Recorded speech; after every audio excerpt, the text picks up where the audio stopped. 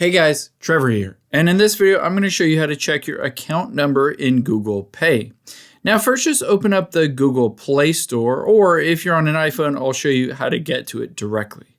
So from here you're going to tap on your profile at the very top right, and now from here you can see midway down is payments and subscriptions. Let's go there to be able to find your number. So tap on payments and subscriptions, and then from here at the very top, payment methods. Now you might be looking for two different numbers. One number is the number for your Visa or Amex or credit card or debit card that you added, or the other one might be your payments profile account number. I'll show you how to find both. So let's scroll down to the bottom and we'll tap on more payment settings at the very bottom. This will bring you to the website, and you can see at the very top, it is directly, if you wanted to go to it, payments.google.com. So you can go to payments.google.com, and the first thing that we can do is tap on the three lines at the top left. Now, it's pretty easy from here. You can see midway down is your settings. Just tap on those settings here, and now you'll be able to see payments profile, and it will show you your payments profile ID number.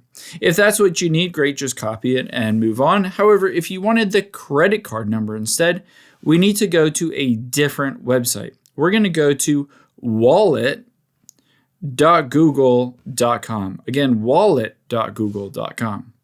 After you've gone here, you'll be able to see it will show you all of your current payment methods. And let's say, for instance, I wanted to find this Bank of America cash credit card.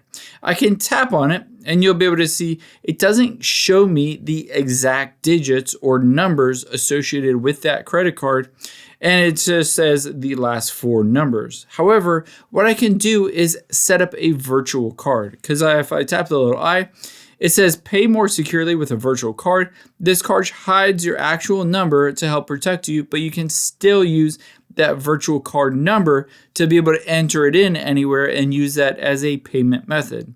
So all you need to do is hit set up a virtual card and then go through the process of doing this on your phone. You'll have to enter in the security code for that card, etc. And then you're good to go finding the exact number. I hope this helps. If it did, hit the subscribe button down below, and I'll catch you on the next one.